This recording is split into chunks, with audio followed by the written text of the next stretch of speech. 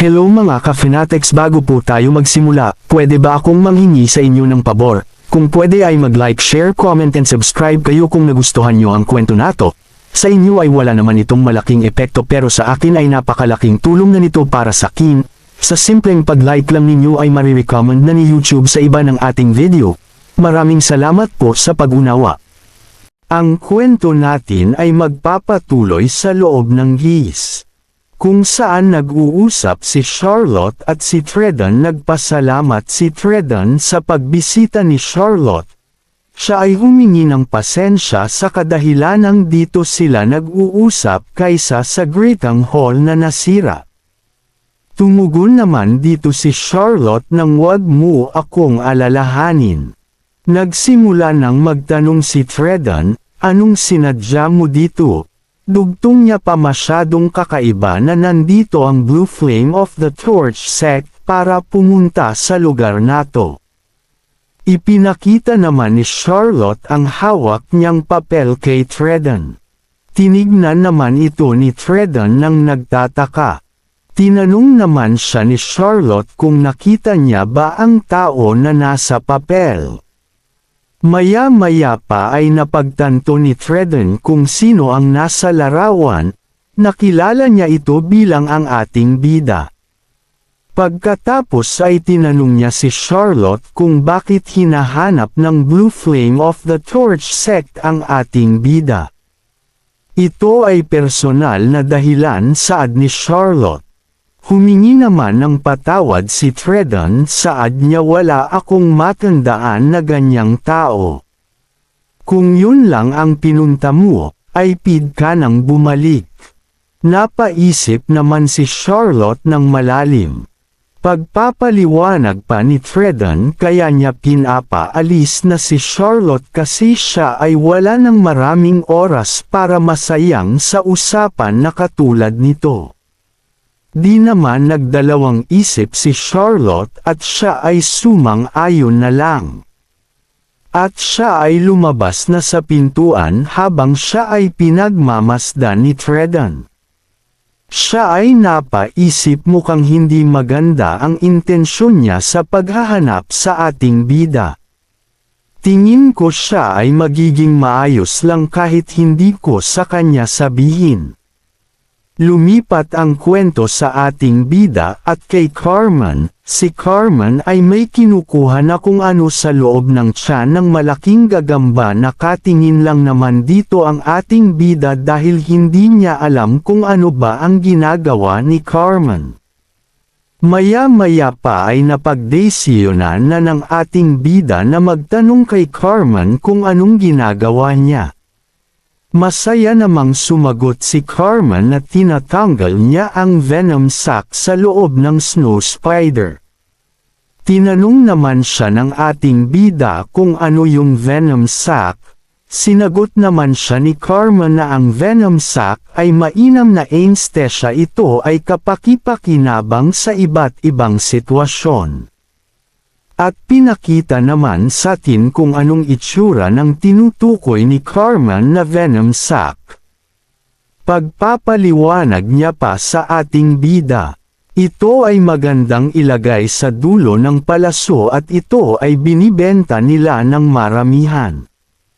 Natuwa naman ang ating bida sa mga paliwanag ni Carmen, saad niya, "Paano mo nalaman ang mga bagay na katulad niyan? Masyadong kakaiba para sa isang young master." Sumagot naman si Carmen habang pinuputol ang venom sac na siya ay nakasali na sa maraming klase ng monster hunting event. Dugtong niya pa, "Kaysa matuto sa pag-iinsayo, ano sa tingin mo?" tanong niya sa ating bida. Sumagot ang ating bida na di niya inaasahang masyadong marami ang pagtalsat ng dugo sa pagputol ng venom sac.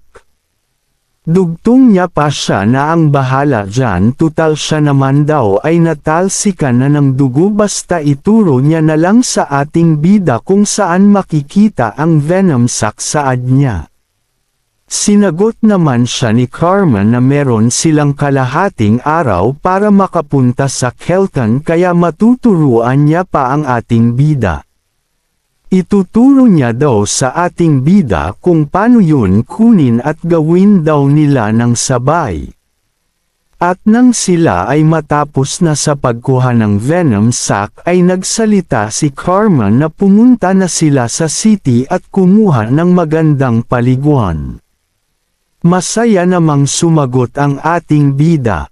Lumipat ang kwento sa isang gwardiya na nag-aalala sa nakita niya habang tinuturo niya ito sa kanyang kasamahan kung saan yun banda.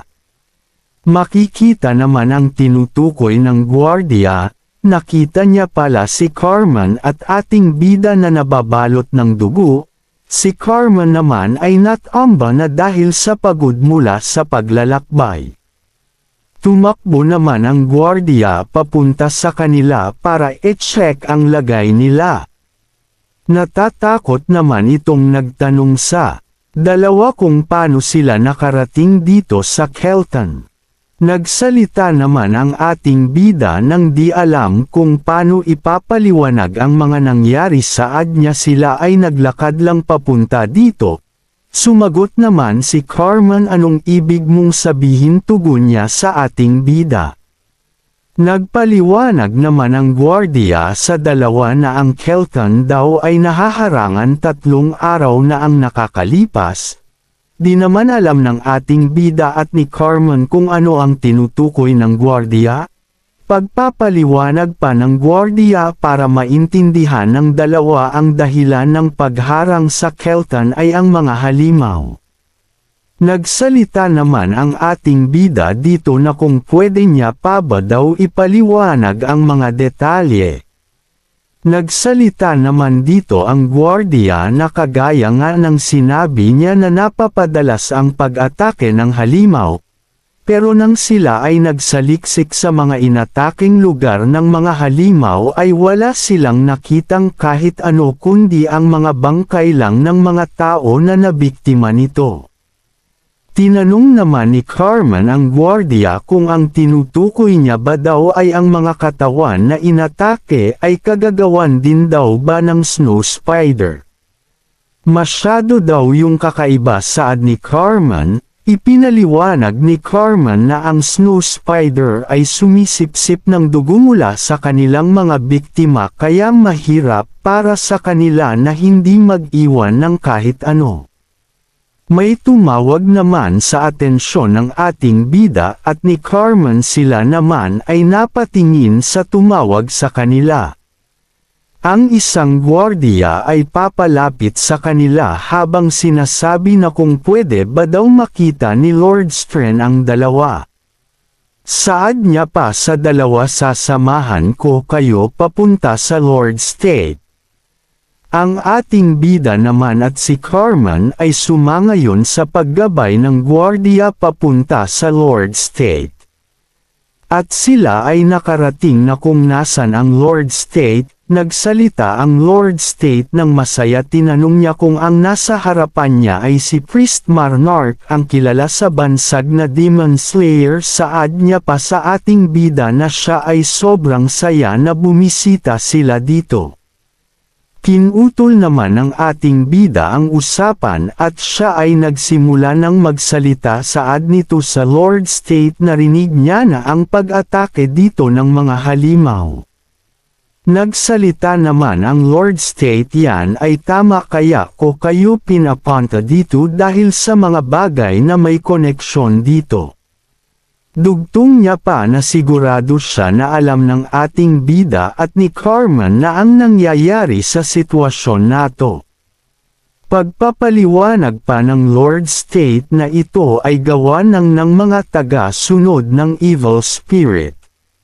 Di naman agad nakapagsalita ang ating bida, siya ay nagtanong na lang sa State Lord na tingin niyo ba ang pagharang sa buong city ay masyadong malaking pagkilos para sa isang evil spirit at mga taga-sunod nito. Saad pa ng Lord State na base sa sinabi ng priests yon ay may higit pa sa 4 na sekta ang nagtutulungan para maharangan ang Kelton sa ibang cities. Ang ating bida naman ay nag-iisip kung bakit iyon gagawin ng 4 o higit pang mga sekta. Saad pa ng State Lord, kahit saan ko isipin ang Kelton ay ordinaryong bayan lang at wala namang Kat-Anji tangi dito. Dugtong niya pa, hindi ko lang alam kung bakit ito nangyayari pagkatapos kong mahalal bilang Lord State. Naiiyak naman ang State Lord habang sinasabi na kung ang ama niya ay buhay pa, ay hindi niya iisipin na umalis sa gantong sitwasyon. Tayo ay meron pang maraming supply ng pagkain para magtagal, ipinakita naman sa atin ang mga meatball. Dugtong niya pa at ang mga moral ng mga sundalo ay maganda, pero hindi yun masyadong maganda nung sinarado kami sa mga kalapit na cities. Walang nakakaalam na ang Kelton ay sinarado o hinarangan mula sa lahat ng may kaugnayan dito. Kaya nga kailangan namin ng tao na magpapakalat ng balita sa iba pang cities. Dugtong niya pa na kailangan nila ng Suicide Corps para matapos ang gawain. Ang ating bida naman ay nagulat sa sinabi ng State Lord. Iniisip niya na kailangan pala nila ng mga taong magdadala ng balita o parang pain. Ang State Lord ay hinihintay lang naman ang tugon ng ating bida kung ito ba ay papayag o tatanggi sa trabaho. Pinag-iisipan lang naman ng ating bida kung ano ang magiging desisyon niya. Siya ay nagsalita, ang trabahong ta ay gagawin ko. Tutulong ako hanggang sa makakaya ko.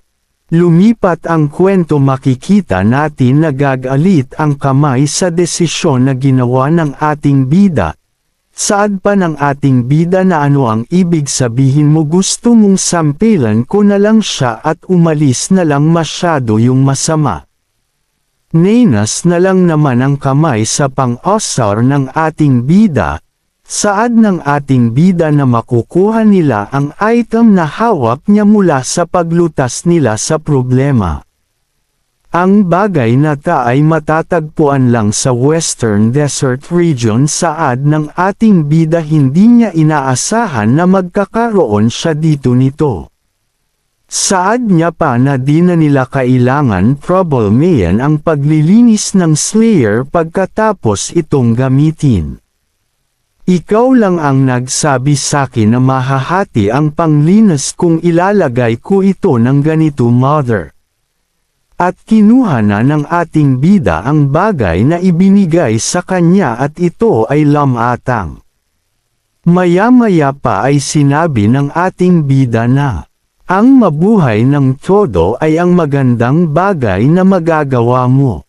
Ilang saglit pa ay nilagay na ng ating bida sa kanyang inventory ang bagay na binigay sa kanya. Ang kamay naman ay nagtataka sa kung ano ang ibig sabihin ng ating bida. Nagsalita pa ang ating bida. Saad niya ang gusto niyang sabihin ay kung bakit niya tinanggap ang alok sa kanya ng Lord State ay hindi dahil gusto niya ito, kasi ang dahilan niya daw ay iniisip niya na ito ay palatandaan na ang main quest ay malapit na magsimula sa susunod. Isa lang ang rason kaya napagtanto ng ating bida na may mangyayaring quest. Ito ay dahil ang apat na magkaibang sekta ay nagtulungan para ipasara ang Kelton. Saad niya pa na kahit ang pangalan ng Evil Spirit ay nakakatakot, pero sa larong ito ay wala namang masyadong kahulugan. Ito ay isa lamang title na ibinigay ng mga pangunahing gods sa mga ibang gods na nagresulta sa pagkasira ng reputasyon nila, at ang pagpapahirap ay dun din nagsimula. Pero isang bagay lang ang sigurado sa mga sumasamba sa evil spirits, ito ay masyadong madalang lang ang may matinong pag-iisip sa grupo nila. Di kagaya sa mga sekta na nagsisilbi sa mga pangunahing gods, sila ay nagtutulungan para matalo ang mga evil spirits. At ang mga sekta naman na nagsisilbi sa evil spirits ay napakadalang lang magtrabaho ng magkakasama. Kaya yan ang pakiramdam ko na may mangyayaring kakaiba. Para sa mga sekta ng evil spirits na nagtatrabaho ng magkakasama ay masyadong kakaiba. At sila ay nagsimula ng maglakbay matapos matanggap ang misyon na inata sa kanila ng State Lord. Habang sila ay naglalakbay ay may napansin namang kakaiba si Carmen sa kanyang bandang likuran. Si Carmen ay nagulat nang biglang lumabas ang dalawang malaking gagamba sa kanyang likod at makikita pa sa di kalayuan kung gaano karami ang mga nakasunod sa kanilang mga halimaw.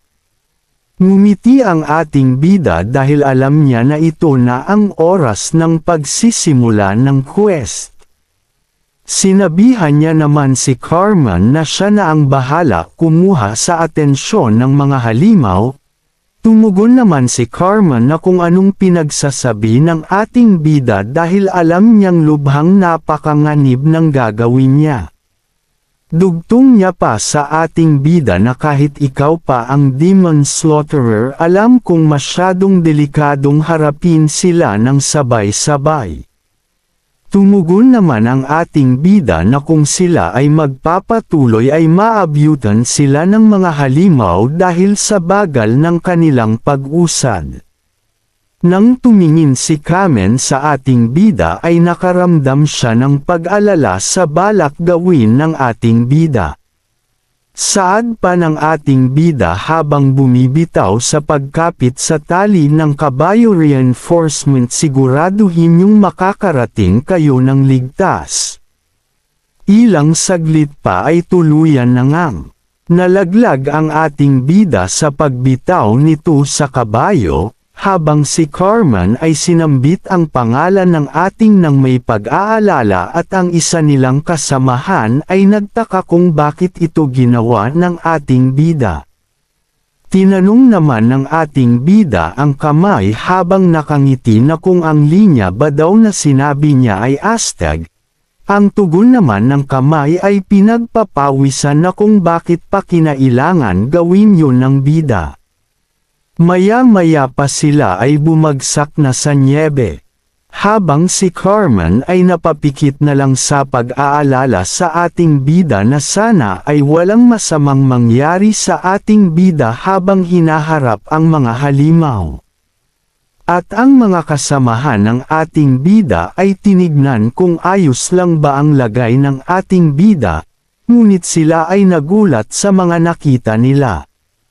Nakita nila ang parang lobong mga halimaw, ang mga malaking gagamba, at ang iba't ibang uri ng mga halimaw na papalapit sa ating bida.